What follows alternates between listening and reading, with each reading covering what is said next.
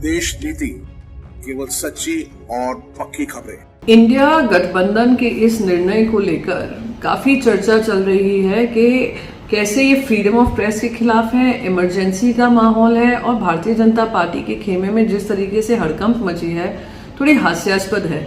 मैंने एनबीडीए का लेटर पढ़ा। एनबीडीए ने कहा it's against freedom of press.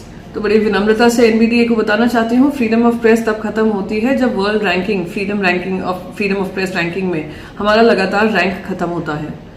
हमारी पत्रकारिता और फ्रीडम ऑफ प्रेस तब खत्म होती है जब जर्नलिस्ट को धमकी दी जाती है, पत्रकारों को नौकरियों से निकाला जाता है, पत्रकारों पे एफआईआर दर्ज किया जाता है, पत्रकारों को अरेस्ट किया जाता है, उनको चुप कराने का काम किया जाता है। फ्रीडम ऑफ प्रेस तब खतरे में आती है जब आप किसी तरीके से उनके पत्रकारों के जो ओनर्स हैं, पत्रकारिता के ओनर्स हैं, पत्रकारिता करते हैं, उनको धमकियां देते हैं। फ्रीडम ऑफ प्रेस तब नहीं खत्म होती है जब हम कहते हैं कि आप अपना एजेंडा चलाते रहिए, 9 बजे का पॉपुलर शो करिए, 8 बजे का पॉपुलर शो करिए, पर हम उसमें शामिल नहीं होंगे। ये एक चॉइस है कि क्या हमें ऐसे एजेंडाधारी पत्रकारिता में जाना चाहिए जो जन विरोध काम हो रहा है या जनहित के काम में हो रहा है, वो बहुत स्पष्ट है। साथ ही साथ मैं यही पूछना चाहूंगी, बहुत सारे एडिटोरियल्स मैंने पढ़े, बहुत सारे ये सोशल मीडिया पे ओपिनियंस पढ़े, इमरजेंसी की भी बात की जा रही है। इमरजेंसी एक काला दौर था देश के लिए, जिससे देश ने सीखा है और उसे हमने हमेशा बचने का काम किया है। इमरजेंसी वो है जहां पे हम मीडिया को सेंसर करें। यहाँ पे कोई सेंसरशिप नहीं हो रही है, कोई उनकी आवाज नहीं रोक रहा है, कोई उनको तीखे सवाल पूछने से नहीं रोक रहा है। आप पूछिए।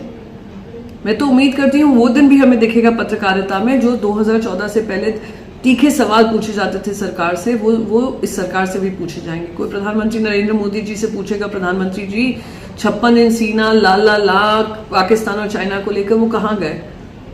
बहुत हुई महंगाई की मार, उसके बारे में उसका एजेंडा कहाँ गया? बहुत हुआ महिलाओं पे अत्याचार, वो एजेंडा कहाँ गया? भ्रष्टाचार को खत्म करने का एजेंडा कहाँ गया? बेरोजगारी का एजेंडा खत्म करने का काम का जो कमिटमेंट किया था वो कहाँ गया? ये होते हैं तीखे सवाल। ये नहीं होते हैं कि आप आम कौन सा खाना पसंद करते हैं, कैसे खाते हैं, आपकी एनर्जी कहाँ से आती है।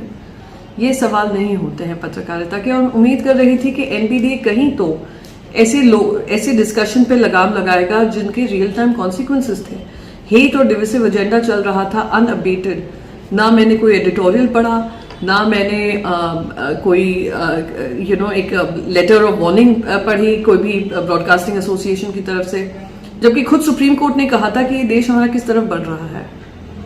जब ये लेवल प्लेइंग फील्ड खत्म हो रही थी विपक्ष और सत्ता पक्ष के लिए, तब आप लोग चुप क्यों थे? जब कुछ चैनल्स का और कुछ जर्नलिस्ट का बहिष्कार किया जा रहा था, तब आप चुप क्यों थे? हम तो बस ये कह रहे हैं आप एजेंडा चलाइए, कोई नहीं रोक रहा है, बिल्कुल चलाइए, पर जो देश हित के खिलाफ एजेंडा चलाएगा हम उसके साथ भागीदारी नहीं लेंगे, उसमें शामिल नहीं होंगे। And that is not freedom of press, attack on freedom of press, that is not emergency, that is called freedom of choice.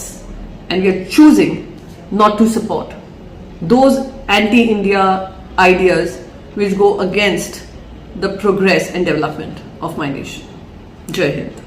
आपका एक सब्सक्राइब हमारे लिए महत्वपूर्ण है। देश नीति को अभी सब्सक्राइब करें और बेल आइकन को दबाना ना भूलें।